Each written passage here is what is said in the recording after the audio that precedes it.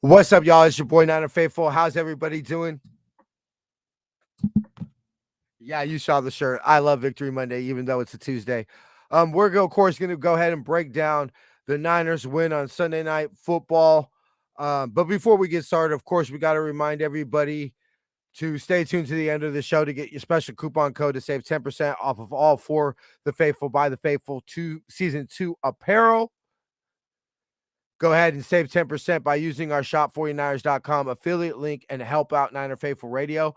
Link will be in the description of the podcast or video. Go to cgiant.com. Use the promo code Niner Faithful Radio to save on all your theater, concert, and sporting event tickets, as well as help out the show. Follow us on social media on Facebook, Instagram, and Tumblr at Niner Faithful Radio, and on Twitter at Niner Faithful R. Make sure you can see everywhere to subscribe to the show. Visit NinerFaithfulRadio.com/subscribe. Catch Jamie and Jason on NFR Weekly News Wrap this Friday at 7 p.m. here on the West Coast. And catch our show, Week 11 shows on Monday night. Pregame will be at 4 p.m. Halftime will be at halftime. And the postgame will be 9 p.m. here on the West Coast.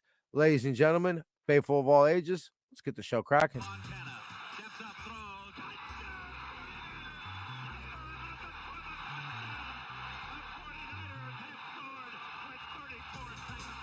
You are now listening to Niner Faithful Radio, the show for the faithful, by the faithful.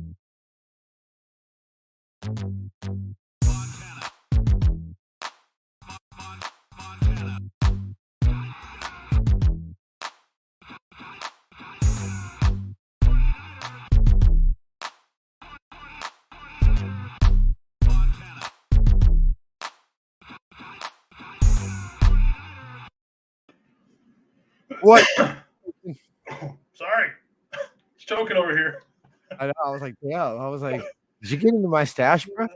Like, oh. I was trying to hold it till I was like, quit trying to. I was trying to make it come up before the show started, and it just got stuck. Oh god. Anyway, what's cracking, bro? What's up, man? How you doing? Legendary. You know, any day you wake up a 5-time champion is a legendary day, bro. But so as we get started with the show, I know we signed some quarterback to the practice squad. Out of UW and the Panthers and someplace else. I can't remember where from. And then, we're recognizing domestic violence. We released. Okay, so hold on. Let me see.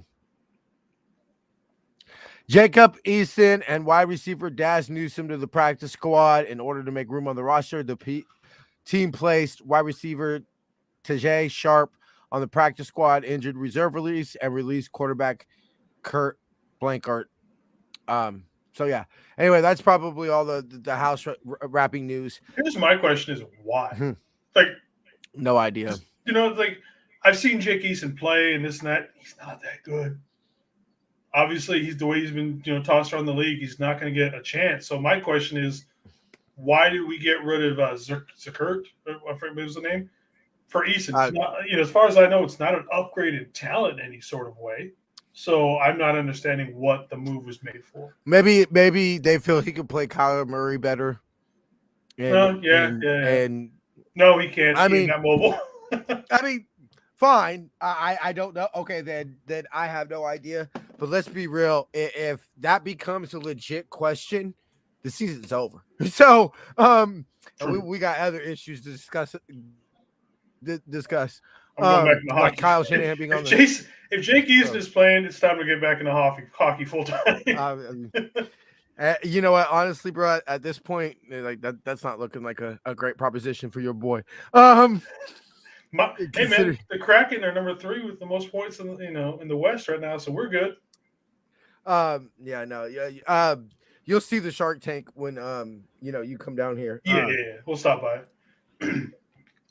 But it's not too far from Opix. Anyway, but yeah, could go to the Brit. That's actually a pretty good place, like fish and chips bar. Anyway,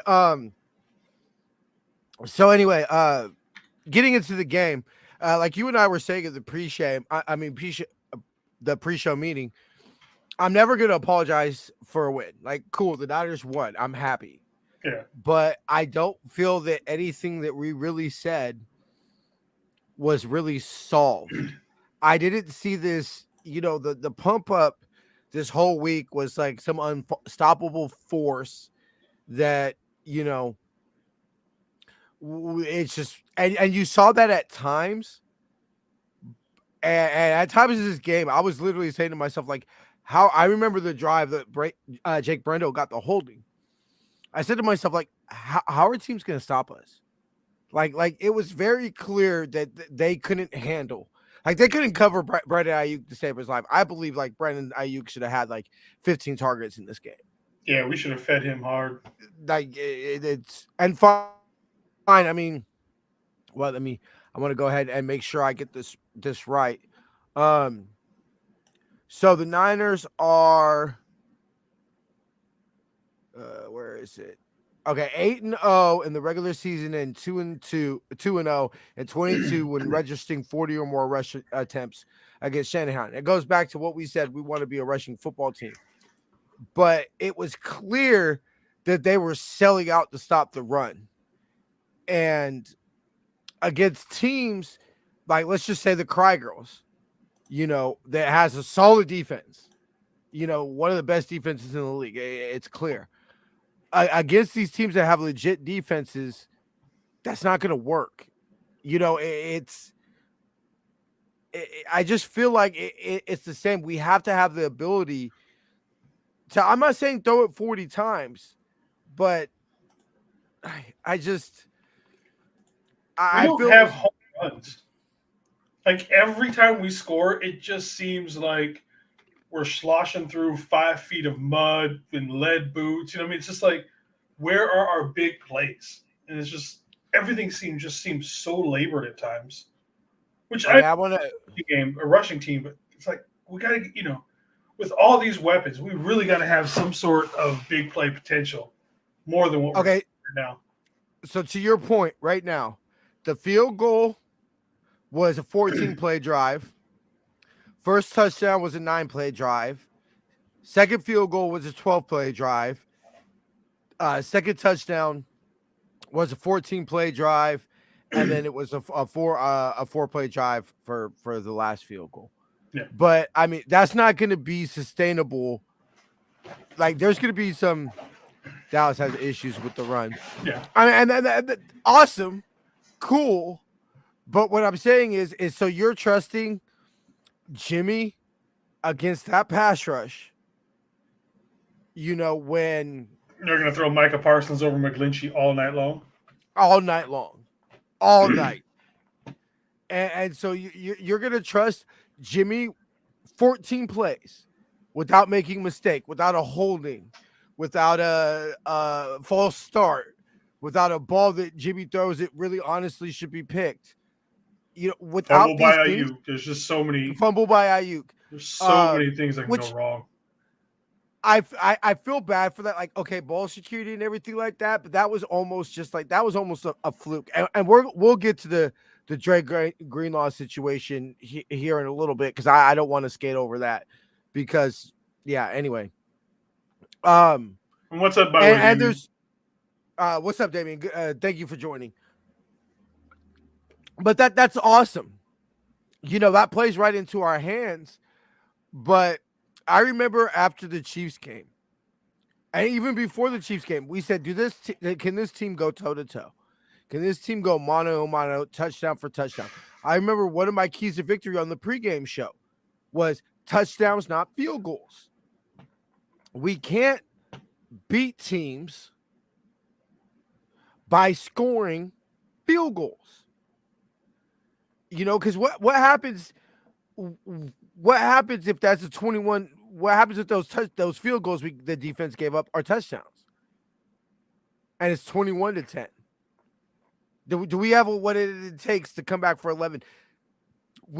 It just feels like the Niners over the Shanahan era have been relying on the D to hold down these offenses for so long that we can win a game 22-16, and that's not always what's going to happen.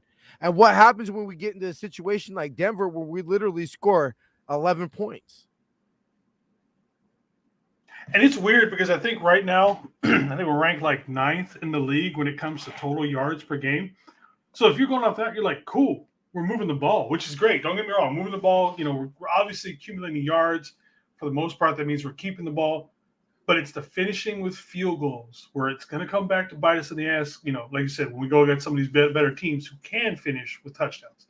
So it's like the plan is working up until it gets into like the red zone. It's like for some reason everything works fine until the red zone-ish area, and we just can't put it in for the touchdown, and then we settle for the field goal. Where's the fade route to Juwan Jennings? Right? Like where's the route that just says that, like, because it's very clear that we have we don't have a do-it-all receiver, but we have a receiver for every role, which is fine. Yeah. Because you could shut down one receiver. One receiver is not going to have, you're going to be able to shut down one receiver. And you saw this potential with the offense where some of these play drives, it was just, and these third downs, what was it? I want to make sure that I get the stat right. Something like that. That was good. They were awesome on third down. Okay. And a lot of it was it's I know I third down efficiency. So we were 9 of 17. That's close. It's a weird stat. Like I broke it down on the pregame, and I don't have it anymore. But or maybe I have it in my notes. Give me a second, because I want to read this. It was something like when we're like 3rd and 8+ or 3rd and 12, we're like 75%. So it's weird, like almost like it's like just a weird anomaly. It's like a weird stat to be good at times. And it's only that one. Like it's 3rd and 8, we're like 1 for 20 or something like that. 3rd and 9, 3rd and 10, but it's like 3rd and 12+ or something like that we're like 75%. It's crazy. But I just feel that it was too much of a we're going to run it down your throat. Our D's going to suffocate you. And eventually our playmakers are going to make enough plays. But that's not always going to work. Yeah. And we see that sometimes it doesn't. Like, I go back to the game last year against Green Bay. Like, yeah, that was cool until Aaron Rodgers went down the field in 3 plays and kicked the field goal. Plays we're missing. That's all good until you play. It's all good until you play Josh Allen, and he can move the ball any amount of time in any amount of seconds, it seems like. Yeah, I don't know did you watch that game? Which game? The Bills and the Vikings? I saw the highlights. I saw some of the highlights. Like, do you think we survive a shootout like that with an ending? With this, no. Without this big play potential that we don't have? Because we have the players for it. That's the thing that's frustrating is that we have this much offensive talent and we don't have that going off for us. Now, give it some time, sure. I get that. But some of these guys have been together for years and they haven't produced it. Look, I know people are going to point to what Christian McCaffrey ate this whole offense. Let's be real. If we didn't trade for Christian McCaffrey, would we be as potent as an offense that we have the potential to be? No, not as potent. But I still think that an offense that's great enough and that's been together long enough that we should put together more than 22 points. Yes. Just isn't that Ayuk that said that like 2 weeks ago after the loss to the Chiefs? Yeah. Wasn't he? That's his exact words, something like that. Yeah. He it's just, and because the defense is not gonna do it, and let's go ahead and talk about that with the Dre Greenlaw situation. I don't know if you want to call it a penalty. Now, Tim Allen on the broadcast said he didn't even think it should be a penalty because he was a runner, and it was like my thing about it is fine. You want to call it a penalty, it's whatever. And I think pretty much every person that came to his defense is going to say exactly what we're going to say right now. but what are you like physically supposed to do? Because it's easy when they broke it down slow motion and everything like that. And yeah, he did slide before, and I didn't get a chance to upload the clip from Kyle, but he was sliding before Dre Greenlaw went to lunge forward and to tackle him. And sure, yeah, he did hit him helmet to helmet. But thank you for tuning in again, Teresa. I saw your post from about the game. yeah. Primo seats. Yeah, nice seats. But to me, it's what is he physically supposed to do in that instance? Throw the flag, whatever. But you're gonna kick him out of the because Dre Greenlaw. I'll put you this. I'll go ahead and announce it right now. We got Fred Warner is Bam Bam defensive MVP of the week because 7 tackles, 4 solo, 3 pass defense. I thought he had a monster game. I thought the second Dre Greenlaw, I think it was the next play, he smoked somebody. Or maybe it was like 2 plays later.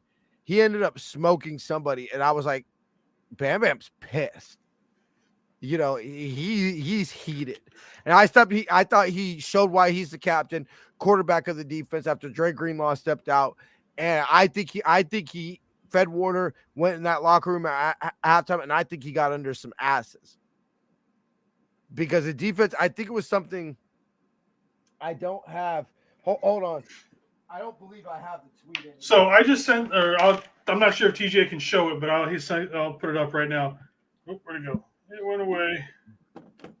Fred Warner, when it comes to impact, 49ers defense on throws to intermediate middle on third down, for attempts, NFL rank 1. Completion, number 7, only 71, first.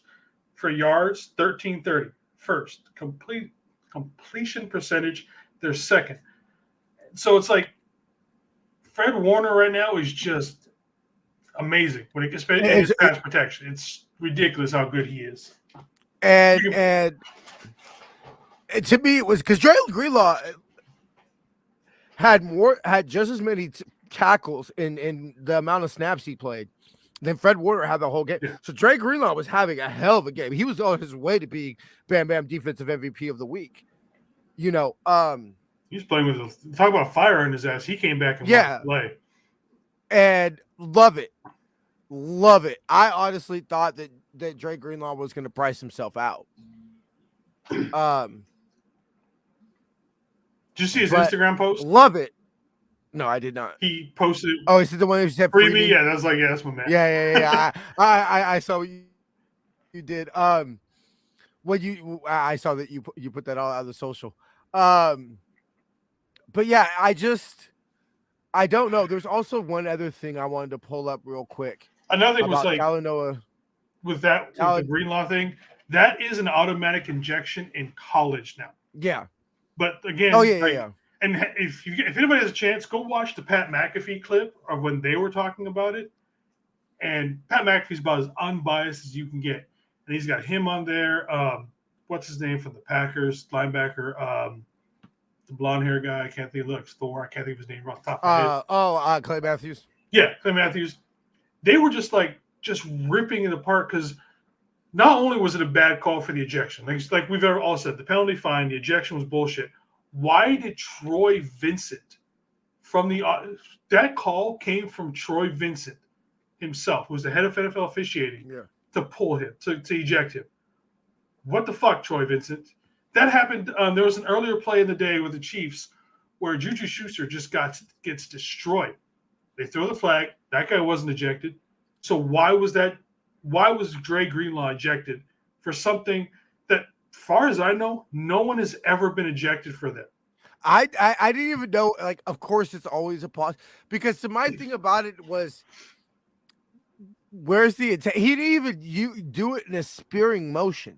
Yeah, he didn't go with the crown of the helmet, or like some people you see they come in with the elbow trying to force it. No, he just change of trajectory. Nothing you could do about it. It's free my nigga Dre Greenlaw. I'll come out and say it like right. It's just and I remember Dre Greenlaw was my rookie to watch. I've always been fat with his story about being from a group home, me being a group home kid and everything. Like I love Dre Greenlaw. If we would have won the Super Bowl, two things will always go down. If we would have won the Super Bowl, I probably would have got a Dre Greenlaw jersey from the clinched by the inch. But the reason why I love Dre Greenlaw and I call him the Shecock Killer is, to me, the game that obviously you have the eating turkey on the 50, and you have the NFC Championship game, which will ultimately be the most fuck you moment, to them, or from us, beating us for we would have won the Super Bowl that year. It's the play in 2019 on Monday night when we were 8-0. I literally thought Dre Greenlaw sealed the win for us with that pick in overtime.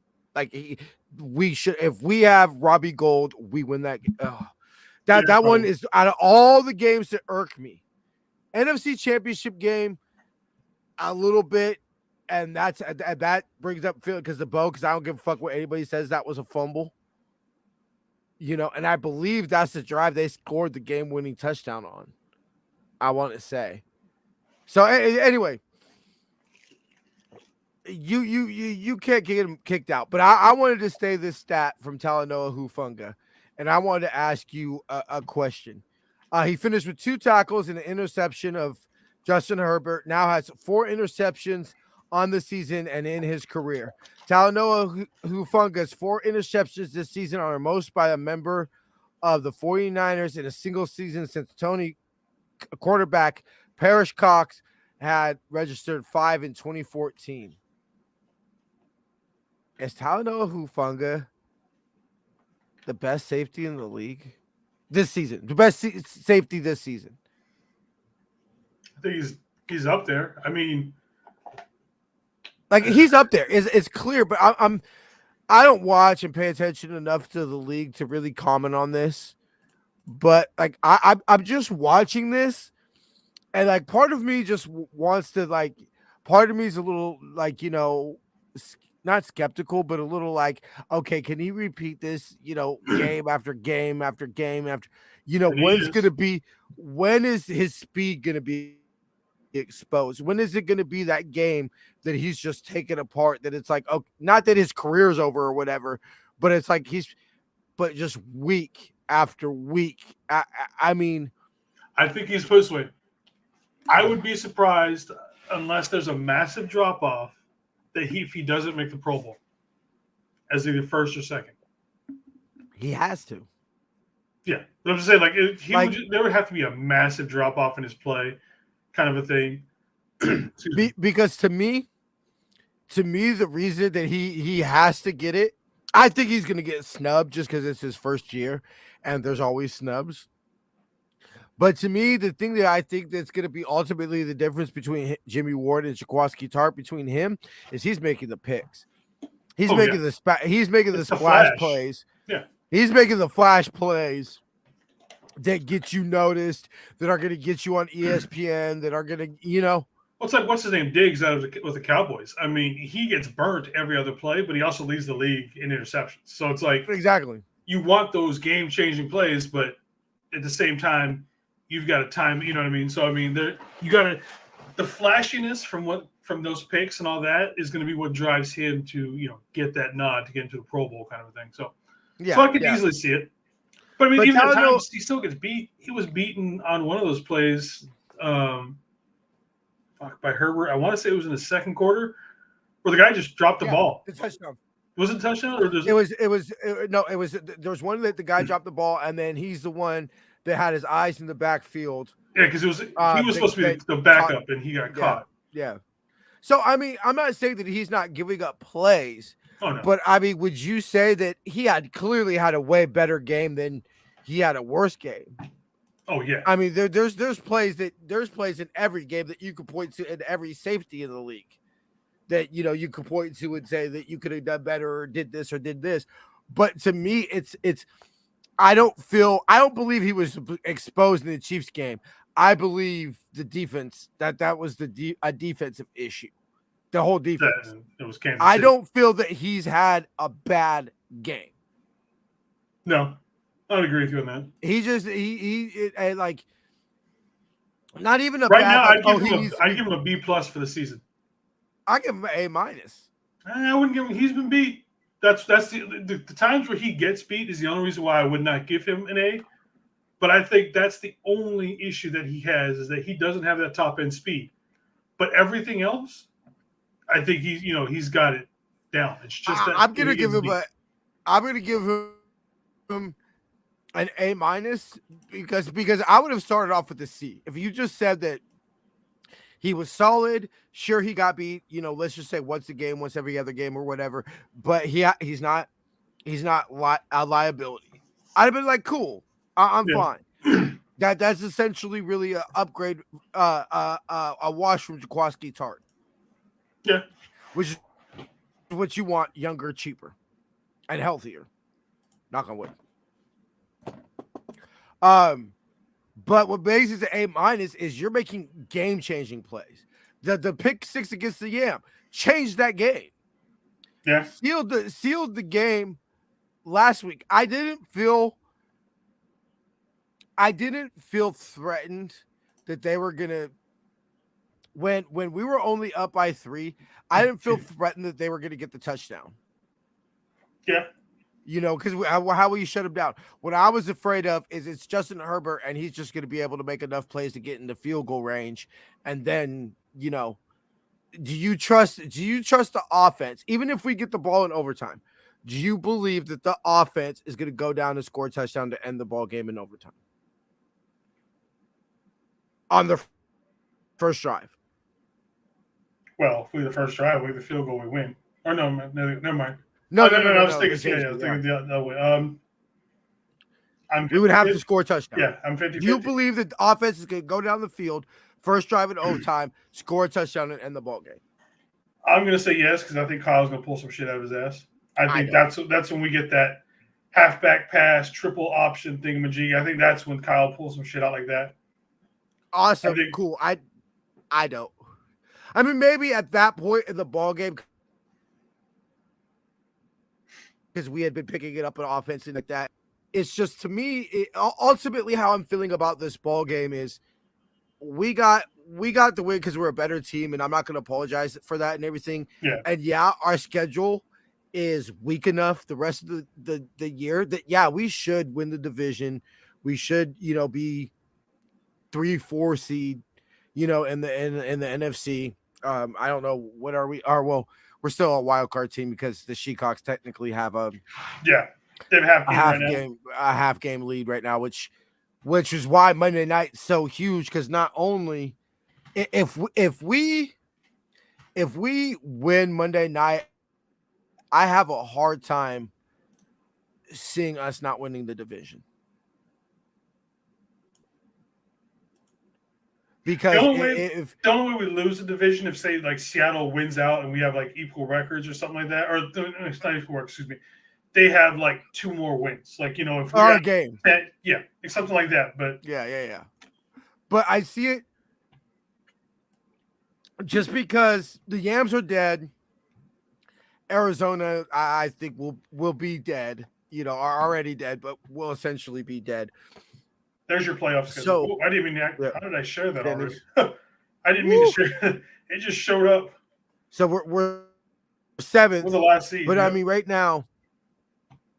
So we'd be going to the Vikings. Has it been updated? Yeah, this is up. We go to the Vikings. So, but even going into the 3 seed. So what? Even the 3 seed, we play the Cry Girls at home. I'd like that. Yeah, I'll take that. I would take that right now. And see, so that's the thing about it. But if we go into Minnesota, see, that's what scares me because Minnesota's a dome. So you could say the pass rush. You could say when we win, brother. There you go. When we win. You speak truth. When we we go into Minnesota in that dome. It's just, it's Kirk Cousins in the playoffs and, all that. But I'm having a problem seeing us scoring. Now, I hope I'm wrong. I'm hoping by the time we get December, this team's rolling and everything's all good. but I think that a lot of people are pointing to our offense last year, but forget that how many of it was basically Debo running over everybody, and that's not sustainable. No, but this year we have different people to help Debo run over. Now we have, Elijah Mitchell Yeah. run through people, Who CMC looked to run around. amazing. Yeah, he did. He did awesome in his comeback, which is we had talked about he's going to be the man that runs up the middle. That he's our, the ground and pound guy. CMC is the flash out of the backfield kind of thing to go with him. There you go. He's the kill court MVP of the week. MVP of the week. 18 carries. This is what I love. 4.9 yards per average. That's what I love right there. Because, and the thing is, because it was clear coming out of the Yams game, which I understand was because you didn't have Debo. We agreed 27 touches was too much for Christian McCaffrey. Yeah. But this is what I love. This is ultimately what I think is going to make Christian McCaffrey a great acquisition. Is that let me pull up the stats to see the exact amount of carries between the two of them. But Elijah Mitchell, where is it right now? Okay, 18 attempts. Christian McCaffrey, 14. And even if it was reversed, Christian McCaffrey, 18, Elijah Mitchell, 14. I love that. I love that split. Yep. I absolutely I could take that all game, all year. Debo had 3? I think is what it was, 2 or 3 carries. Look it up right now. For some reason, it's not up on ESPN. It shows 4. Debo had 4. Jimmy had 5. They gave him 5 rushes, but Debo had 4 for 27 yards. That wasn't bad. Is there a better quarterback in the league when we have to sneak for 1 yard? Literally, the time that he got stopped on third down was his first time in his Niner career that he's been stopped on a quarterback sneak. I mean, there's not. You can bitch and moan about Jimmy and this and that, but there is literally no one else in the league better than him. And what frustrates me is Kyle has shown the ability to continuously run plays until you prove that you can stop it. Yeah. So I don't understand why the standard 3rd and 1 call isn't Jimmy. Now I understand you don't want to keep getting your quarterback hit. Like I get it, but I don't understand why we don't that and the juice force, the fullback force. Yeah, I do not understand why we don't win these plays. And why have we not? Like at the end of the game, instead of going for it or instead of kicking the field goal, why not go for that touchdown? You have, you got Jimmy. Put the game away. Exactly. I would have rather had them start at the 1 and have to go 99 yards than kick the field goal, go overtime, and lose it kind of. You know what I mean? I would have rather taken that. And to me, it's almost like Kyle plays like he doesn't have trust in the defense, which is obviously not true. But to me, it's like I'm frustrated at that because I'm like, we've literally, I think it was like 59 yards on 19 plays that they had and like 3 first downs that they had the whole second half. They're not marching 99 yards, especially when if you look, most of Robbie's field goals, which he barely made this one, that have been blocked, have been on short yardage field goals. Yeah. So to me, it's the way the defense was playing last night. How do you not say, march down the field 99 yards and beat us, Justin Herbert? Yeah. With your 6-string no receivers. Show me how elite you really are. Would really our pass rush had been picking up and starting to take over the game. I don't understand that. Even if Jimmy throws a pick, it's like he has he has a card there, a list. Okay, in this situation, I do this, and I'm sure every head coach has this. You know what I mean? On this down, this distance, at this part of the field, you do this, and this. But at what time do you look at that card and you're like, you know what? Fuck this shit. I want to win. And it's like he's so hesitant to get away from there and just, like you said, go for the win instead of going for the, what do you call it in baseball? Stats ball or whatever it is. I'm not a big baseball player. So, Stat or analyst ball. I forget what exactly. But that's how I think the Astros won a couple of times. Where it's like there's a list, you Oh. never deviate from it. I can't remember Analytics? analytics. There we go. It's like Moneyball. Moneyball because like he's Yeah. but at the same time it's like Kyle, you've shown playing this way, you lose games like this. It's like, come on, man, step outside, go for that. On that 3rd and 1 or that 4th and 1 when it's on the 30-yard line, suck it up. Don't go for that. Don't go for the field goal or try and punt it and get them within the 10. Just fucking go for it. Because I would have not pointed and my whole thing is, do you think they'll make JG the starter again? No, Trey's. Yeah. Anyway, that's a whole show by itself. That's an off-season discussion because Teresa, I don't know if you were watching the show yet, but my main concern with the whole Trey Lance situation, and then we'll move on, is that Kyle proved that he feels that the way that to win with Trey is the way he was playing. That's not sustainable. It's his first start against Arizona, got hurt. Why? Because he ran the ball, I think it was like 19 times. And then now, what was fucking for a game and a quarter, not even a full quarter, and he gets hurt. So you can't, because of the situation that we're in, where we're a win now team, we can't make the mistakes that it will take for Trey to develop. So I'm concerned about, can we develop Trey the way he needs to be developed and win? That's my biggest concern. And will Kyle allow that to happen? Because Kyle's obviously going to want to win. So he's either going to have to let Trey develop and just roll the dice and do it where they will, or are we going to be in the same situation next year where we're talking about Trey Lance being hurt, because Kyle had to run him up the gut fucking 16 times in 2 games. Anyway, but that's off-season talk. Because we'll go on for that for an hour and a half easy. Yeah, that's just that because that's franchise changing right now. And anyway, it's ultimately put pressure on this year. So that's just my thing, is that you have to go for the win there. And we kick the field goal, and let's say they go down and they score a touchdown. Do I put that on the defense, or do I put that on Kyle Shanahan? I put that on Kyle Shanahan. Like if they scored, or yeah, like if we kick the field goal, if we kick the field goal, we're up 6. Yeah, they go down, they score a touchdown. Right, kick the extra point, we're down by 1. We lose the ball game. Right. Oh, that's all. That's on Kyle completely. I don't think anybody would put that on the D. Yeah, that's not on the D. Yeah, you could point the finger at the D, like, hey, you got to get a stop. Like that's the difference between a great defense and an elite defense. Historic defense. You got to make that stop.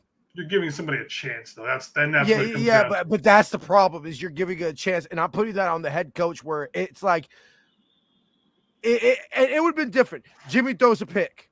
Right now we're only up by 3. Okay, I don't put that on Kyle, because I say, hey, you say, hey, I'm going to trust my offense, or they stop us and they go down 99 yards. I don't put that on Kyle, because I say, you know what? You say, hey, my elite defense, the thing that's clearly going to get us a championship this year, don't let them go 99 fucking yards downfield. So yeah, that's solely on the defense. But if we would have lost this game, I would have pointed the finger straight at Kyle. And I've been very clear in saying this. I, in no way or certain circumstance, do I see Kyle Shanahan getting fired this year. He's not. But he's not. We'd have to lose every game between now and the end of the season. And then there'd have to be some other shit where like players were calling him out in what I mean? He lost the locker room. All of that. It would just have to be a complete dumpster fire, which is not going to happen. But it blows up, or Trey's back and half the locker room says, hey, Trey can play, and just craziness like that. So but there are ways that I believe Kyle can get on the hot seat this year. Oh, And yeah, and things like this, losing ball games like this, would have been one of the things. Mhm. Like if this cost us the playoffs, yeah, I'm kind of saying, Kyle Shanahan, because it's the coaching decisions, and it's the going back to that game in 29, the game in 2019. Plenty of people pointed how that should have at worst been a tie, but Kyle has to throw 3 straight passes. Yeah. That allows him the time to go downfield, and I think it was kick the field goal. Decisions that I don't put the Super Bowl on him because Emmanuel Sanders was open. So I don't believe that now you could point to some decisions, and to me, ultimately the decision I point to Kyle on is towards the end of the first half with the 2 timeouts that we had. Even after the OPI on Kittle, I believe that Kyle should have at that point said, "Hey, this is Patrick Mahomes. I have to go. We're up by 10 or whatever it was. Points. We got it. We got to keep on scoring points. Like we have to score on every drive, and it's." Do you think we're missing that? Do you think that's what it is? We're just missing that mentality where Kyle doesn't feel like we have to score on every drive. No, I think it goes back to, again, Kyle is stubborn to the point to where he's so intent on making his style work that he doesn't want it. Because what is it? I was reading something like when we're in that first 20 plays to come out of It's either amazing. half, it's just and then after, it's just up. We hit those 20 plays, boom! It's like all of a sudden he can't think anymore. And I almost think he needs time to just sit there and lay everything out. Like he almost needs to do a whole entire half at a time. Or maybe he just needs to go 10 plays to start each quarter. Break it down even more. Everything like that. But because like I said, that to me is where Kyle fails. It's just that he doesn't trust his instinct, and then he overthinks everything. He's like, oh, I need to go right. No, let me go left. And then they get stuffed for the loss of 3. When had he gone with the original idea, you might get 8 yards. And then that's the thing is that ultimately I feel like when Kyle knows what defense you're going to be in, when everything is when it's whiteboard football, and he can draw it up and all that, there's nobody that can fuck with him. But that's not the way football is played. Yeah. You have an amazing play. You have your amazing play drawn up and everything. Well, your right guard just blew a block, and or Khalil Mack, the penalty that ultimately got called delay a game or anything. But Derwin James is running full speed straight at Jimmy. So cool. Your whiteboard play could work, but now Derwin James is running full speed at Jimmy. Sometimes I do feel bad for Kyle because I forget the play it was, but I think it was thrown at Debo's feet or something.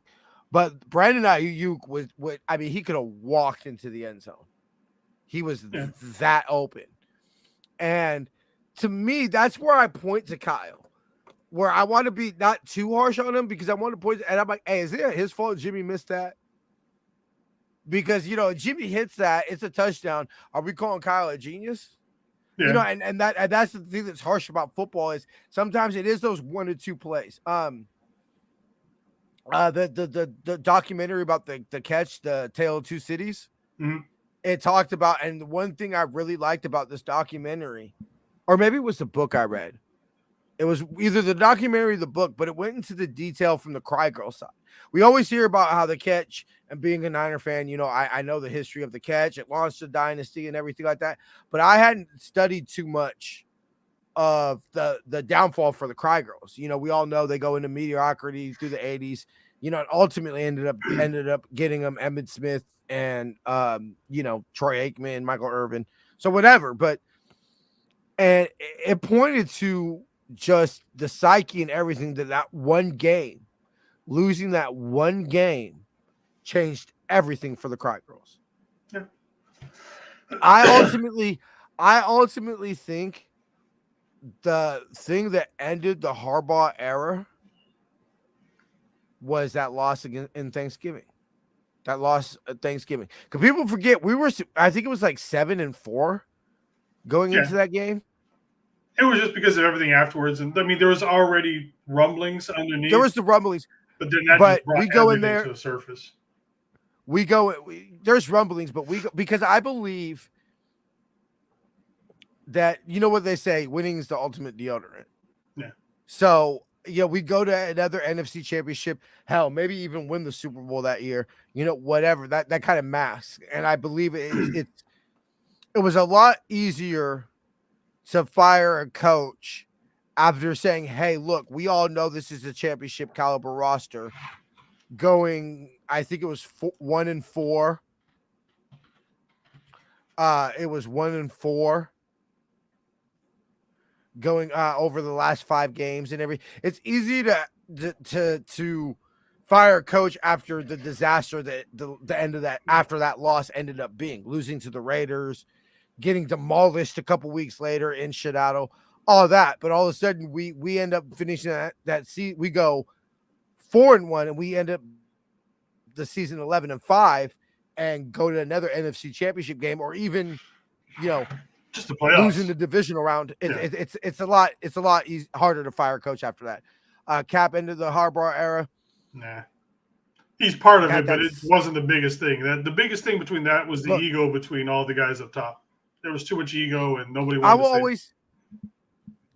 I will always go with 3 things that I feel ended what ultimately I felt that I wasn't behind it, and I believe hiring Tom Sula right after made the sting of the Harbaugh a little worse.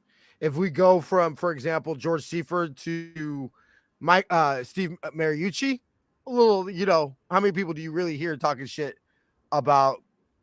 Yeah, we're not going to get into the Trent Baalke situation, bro. That we'll be here all night. Don't get me started on Trent Baalke. Like I better not see that man's face in the Bay Area ever again. Like anyway, I think that 3 things is 3 fade routes to Crabtree. That's just the best that you can. Harbaugh. The issue I had with Harbaugh is Harbaugh didn't have schematic advantages. I believe there are times we go with Kyle Shanahan, we have schematic advantages. Like, we're just going to be able to out-scheme you. That wasn't the case with Harbaugh. Number 1.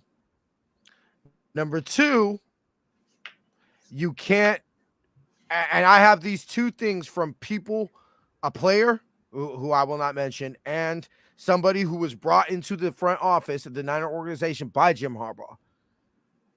Number 2, you can't look at the owner, your boss. Jason, if you go to your boss, if I go to my boss, if anybody listening to the podcast or watching the show goes to their boss, says, what are you doing in this meeting? This meeting is for men only. You will not keep your job. Yeah. I know that was said by somebody who was in the organization. I mean, that's pretty much been confirmed through many sources. Many sources.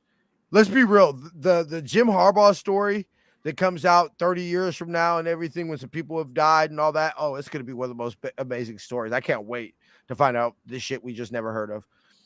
And then the second was from a player who was drafted during the Harbaugh regime, that there were players in that locker room that he had lost some players in that locker room. He's a hard ass. Yeah. Doesn't work for everybody. I ultimately think the problem with the Harbaugh era, let me see. Hold on. Half wanted Fangio, the other half wanted Tom Sula. Greg Roman was the Trent Baalke guy. That's the reason the manager, but headed to the coach. Ultimately, I was just going to say, I think the problem was not hiring Vic Fangio. I think we hire Vic Fangio. I don't think Justin Smith retires, and I don't think Patrick Willis.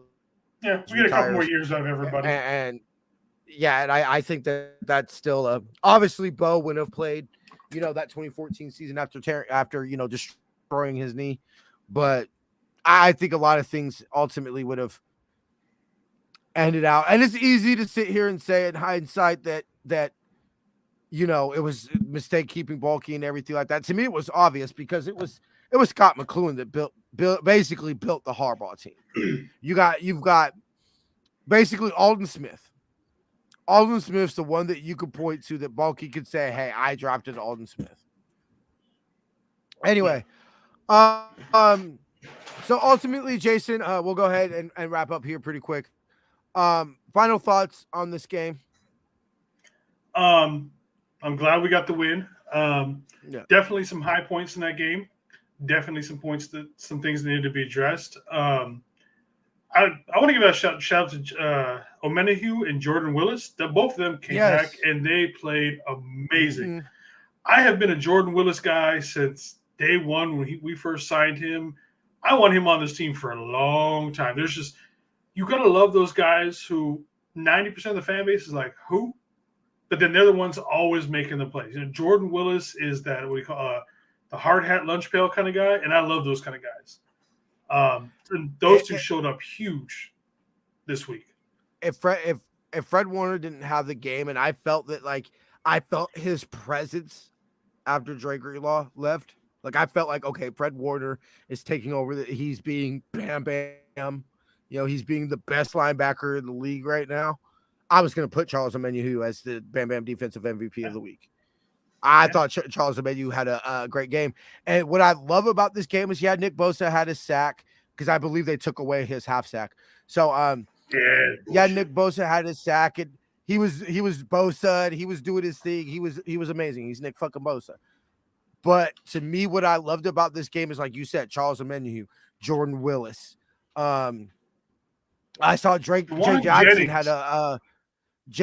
had a pass knockdown, and I want to say it was the Omenihu strip fumble hit Drake Jackson in the chest, so he could have easily had a fumble. He could.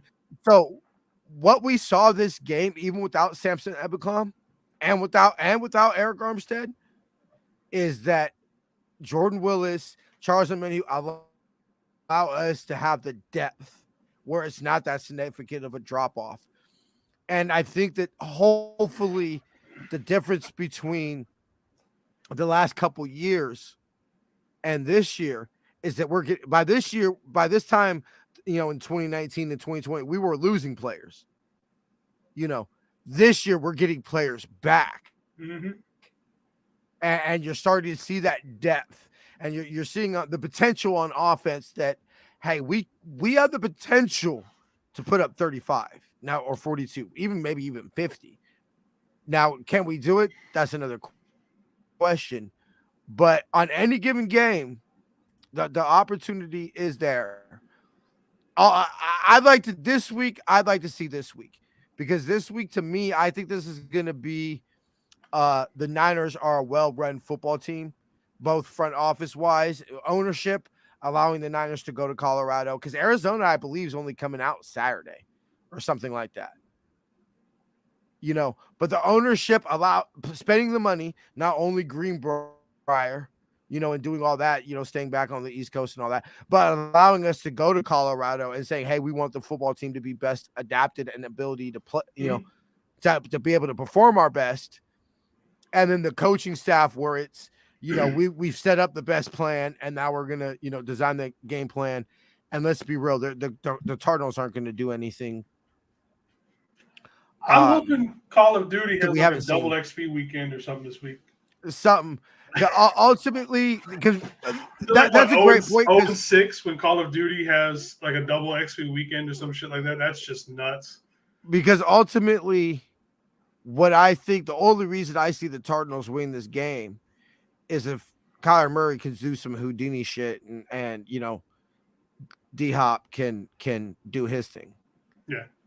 That's the only way I think they win this game. It's a close ball game, and Kyler Murray just does some Houdini shit.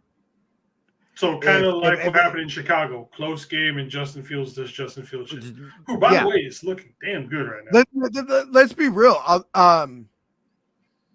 Three of our 4 losses have been what? Close games. Well, I mean, that Chiefs game was pretty close. There was some. What I think. So about what? No, I think it was up until the third quarter. I think it was like a 10-point ball game? Yeah, 7? but then they put the gas on and we're gone. Well, they put that's what that was. But okay, fine. You point to Chicago, you point to Denver, which is what? Justin Fields and Russell Wilson doing Justin Fields and Russell Wilson shit. That's ultimately that you're looking at a 7-2 ball club instead of a 5-4 ball club. So I don't want to disrespect them or act like we're gonna go in there and blow them out or anything like that. No, they still got good players, and they're getting James. They got good players that if they got good players, and it's a division game, so we're not going to do anything different. We're not, but ultimately, what I'm hoping is that they just don't have enough, and that's what I think you're going to ultimately see with this football team. And I think it's going to be enough to get us in the playoffs. And you know, you never know what happens. Is that we're still going to have our struggles, and it's going to be that little engine that could. But ultimately, we're just going to have too many players that these teams that just can't keep up. Zach Ertz is done with a season-ending knee injury, but they're also getting James Conner back. So, but I'll do more of that on Friday night with Jamie. Yeah, so y'all will handle that. All right, Jason, we'll go ahead and we'll see you Friday.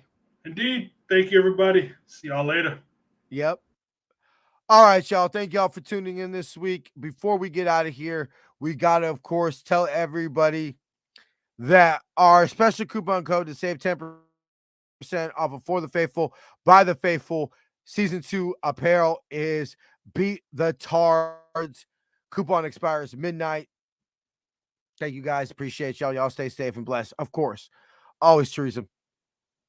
And, of course, save 10% by using our shop49ers.com affiliate link and help out Niner Faithful Radio. Link is in the description of the podcast or video. Go to seatgiant.com. Use the promo code Niner Faithful Radio to save on all your theater, concert, and sporting event tickets, as well as help out the show. Follow us on social media on Facebook, Instagram, and Tumblr at Niner Faithful Radio and Twitter at Niner Faithful R. To see everywhere you can subscribe to the show, go ahead and visit NinerFaithfulRadio.com/subscribe. Make sure you catch Jamie and Jason on NFR Weekly News Wrap this Friday at 7 p.m. here on the West Coast. Join us on Monday for our game day shows. Pregame will come to you live at 4 p.m. here on the West Coast. Then you'll have a halftime report, and then postgame will come at you at 9 p.m. Can't wait to see y'all next week. Till then, faith, love, and happiness. Go Niners.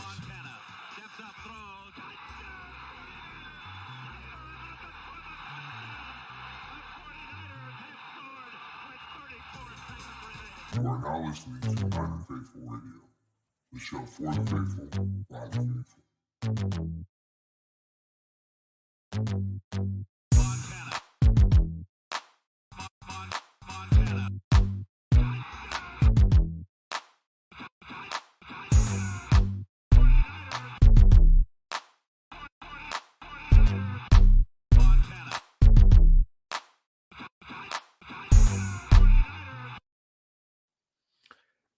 See ya.